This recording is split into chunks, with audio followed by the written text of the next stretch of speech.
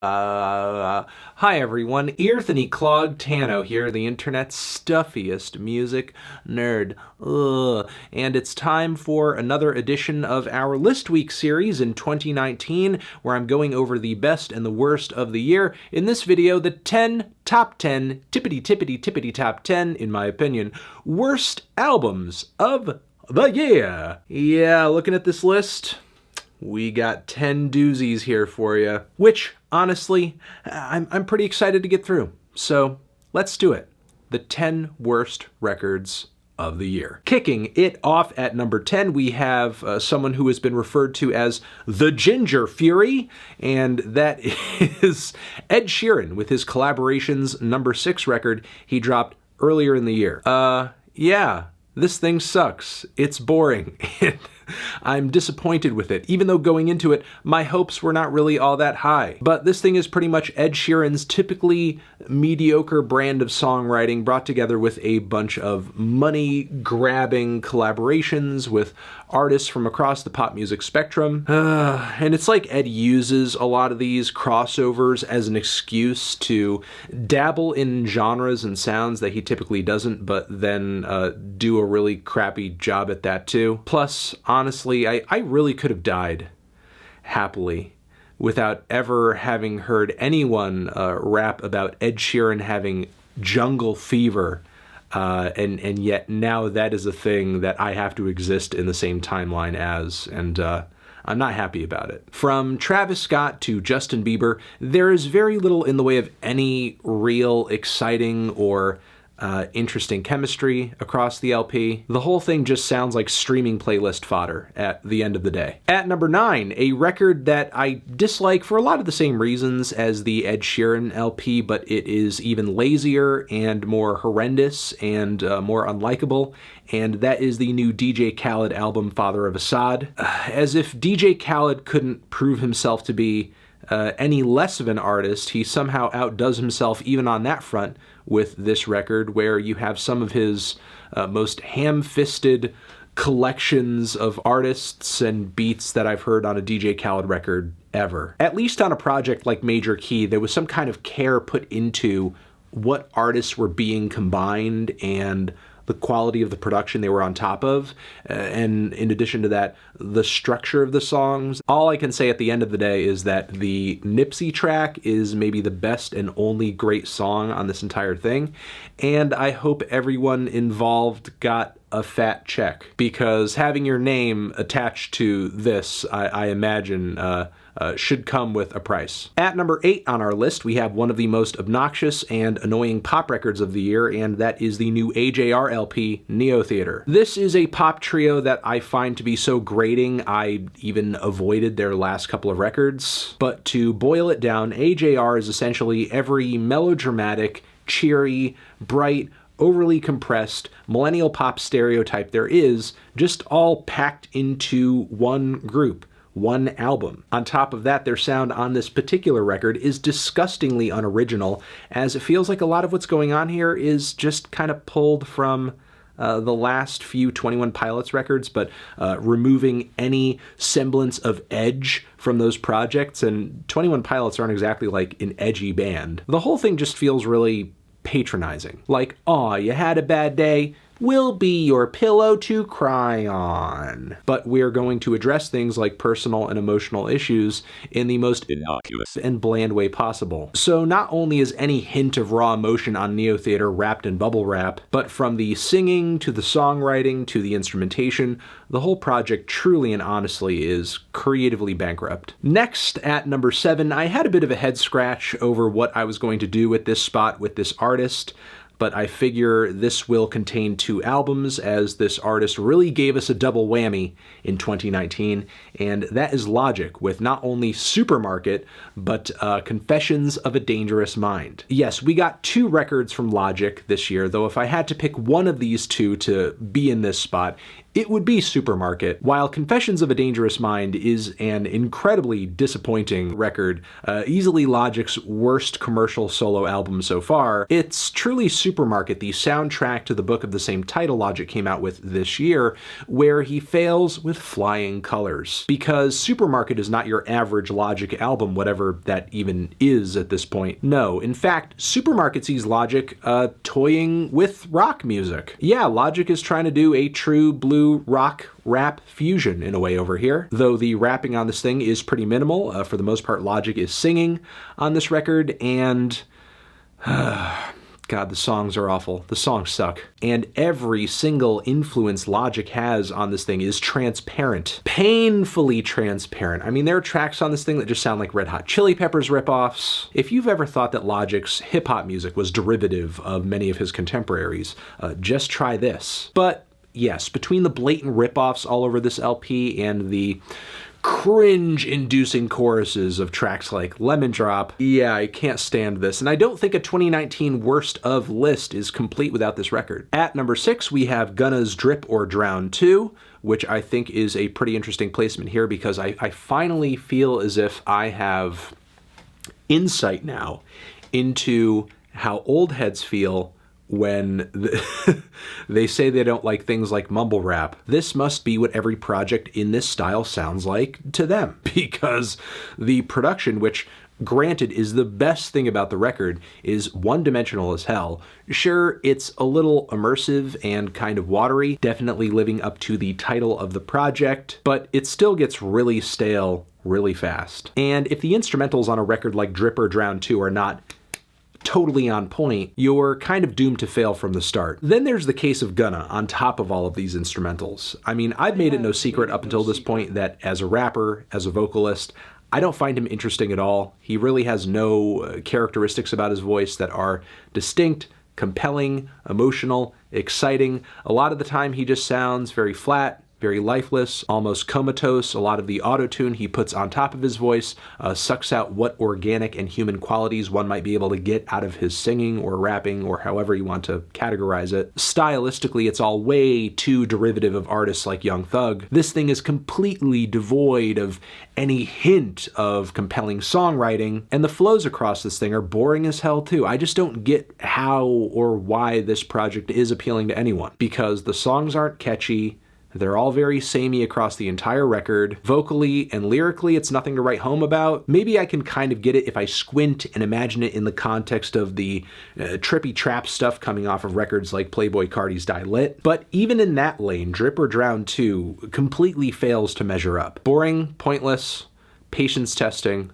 It's not good. At number 5, we have a record that is not so much boring, but really excruciating at numerous points, and that is the new Blink-182 album, 9. One of the biggest pop-punk bands of all time, not aging very well in this decade as they attempt to update their sound, make it appeal to a new generation with the most horrendous, overblown, bright, ugly, and I guess gaudy production that I think I've ever heard on a record of this style. Not to mention, it's kind of hard to listen to Mark Hoppus and company rock with some lyrics that just give off some very big Peter Pan syndrome vibes. And despite that Blink has been around for like ever at this point, it's like the group's songwriting hasn't advanced or matured in any way whatsoever. I mean, there are tracks off their old LPs that to me feel more emotionally dynamic than some of the songs on here. In a way, it's almost like they're regressing or something. But honestly, at the end of the day, the worst thing about this project is that tons of the songs are obnoxious, and the recording, the mixes, the instrumental layers, the way the vocals are treated and just manipulated and gussied up to the point where they just don't even feel human. All of that just makes this a very hard listen, a very hard listen. Even harder though, and even punker, is our number 4 spot, and that goes to 93 Punks and Vic Mensa with their 93 Punks record.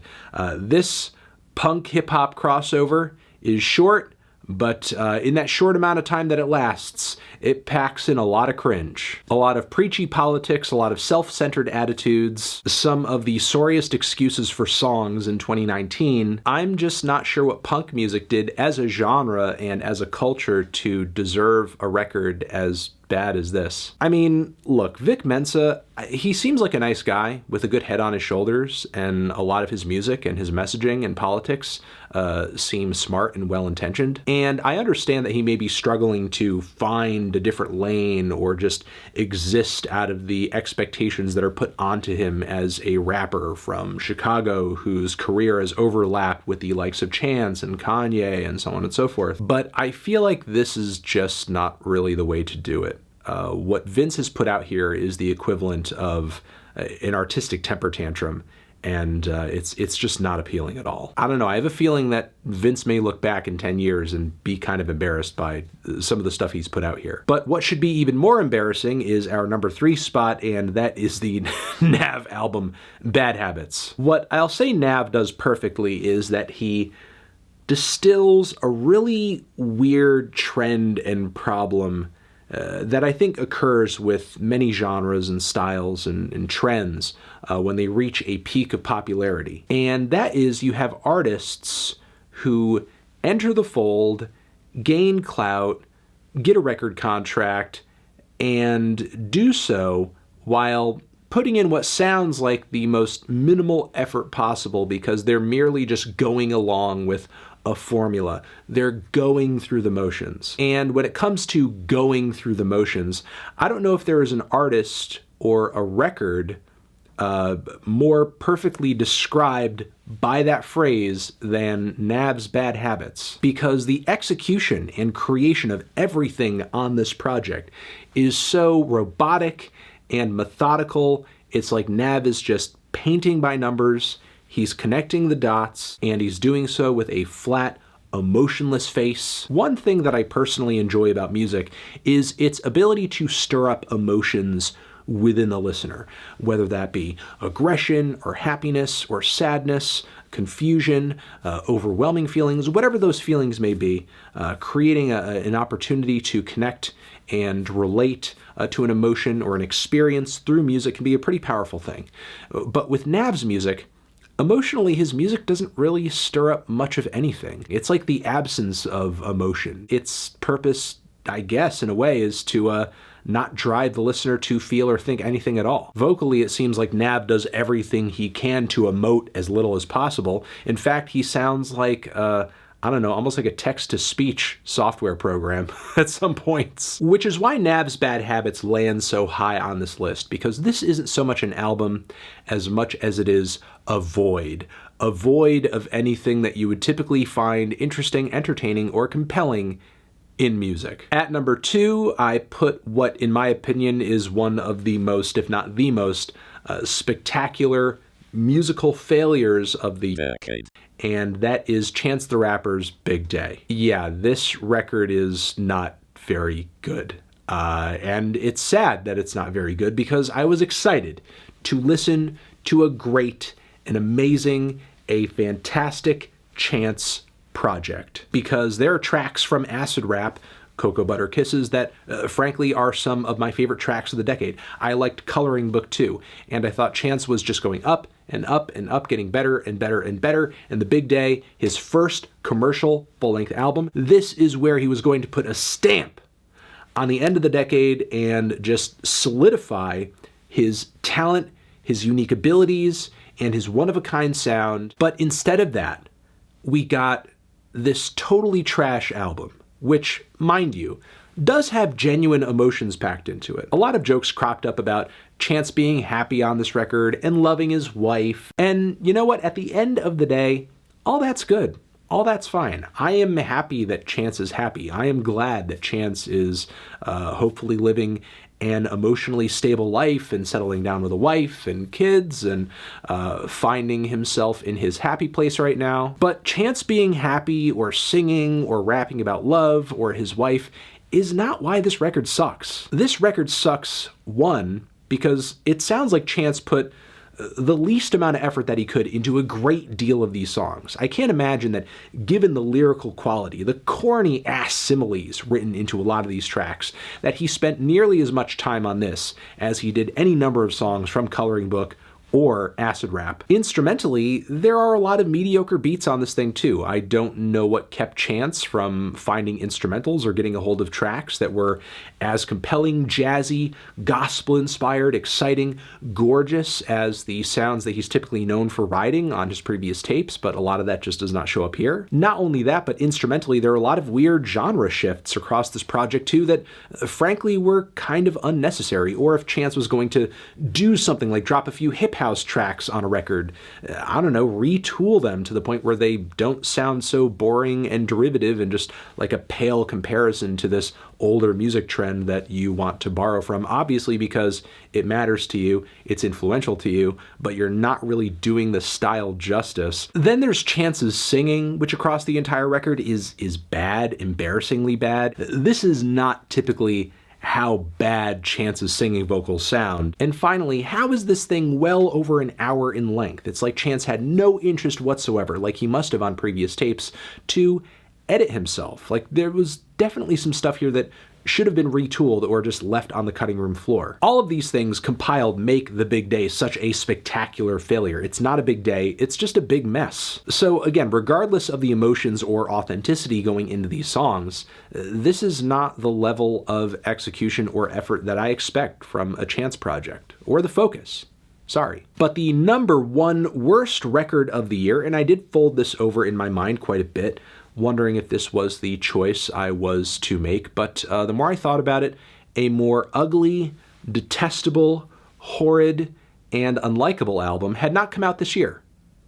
So that's why my number one spot goes to the Nostalgia Critics' The Wall, which is basically a song-by-song satire, parody, takedown of Pink Floyd's The Wall, because Doug Walker, aka the Nostalgia Critic, notoriously does not like The Wall as a film, I guess as an album as well, as a franchise within the Pink Floyd canon. So he decided to take his unhappiness with The Wall out over instrumentals from The Wall, basically retooled instrumentals, and just do bad, shitty karaoke where he's just doing different lyrics about how much he dislikes The Wall. This is bad. It's really funny because when I drop reviews, people will sometimes negatively respond to them, saying, why does your opinion matter more than anyone else's? As if coming on camera here and giving my opinion and putting it out on the internet is like some kind of huge statement of egoism. Like, yeah, I think my opinion's really important just because I'm saying it openly in a public space. When honestly, it's the internet.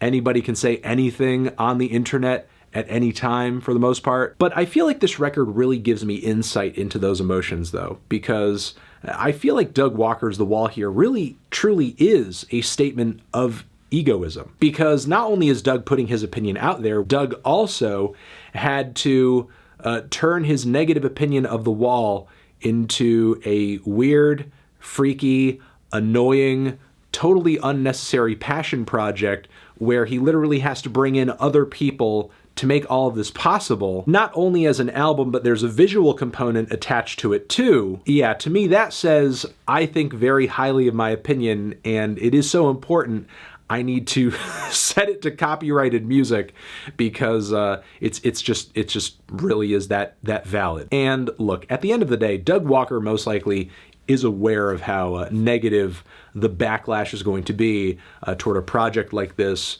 toward an opinion like this. But I'm not coming out here and saying that the Wall is beyond critique. I know that not every Pink Floyd record slaps, and given the diversity of the band's catalog, you're going to have varying opinions over which records are good, which records are not so good. But if you're going to give a negative opinion of a beloved record, which I've done a few times before, I feel like this is maybe the worst possible way you could go about doing that. I can't imagine a worse way. Doug here just comes through with a record that is just so unbearably pompous, I'm just not sure what to say. I'm almost speechless. Speechless beyond this point anyway. And that is going to be it for my list. Those are my top 10 worst albums of 2019. And let me know what yours are down in the comments. Thank you very much for fucking with me, riding with me through this list week. Let's keep it going. Transition, have you given any of these albums a listen? If you have, I'm sorry. If you have not, you know, sure, if you're bored and you want to try them, go for it. But anytime you waste any unhappiness you experience, that's not on me. I warned you. I warned you! Over here next to my head is another video that you can check out. Hit that up or the link to subscribe to the channel. Anthony Fantano, 2019 Worst Albums Forever.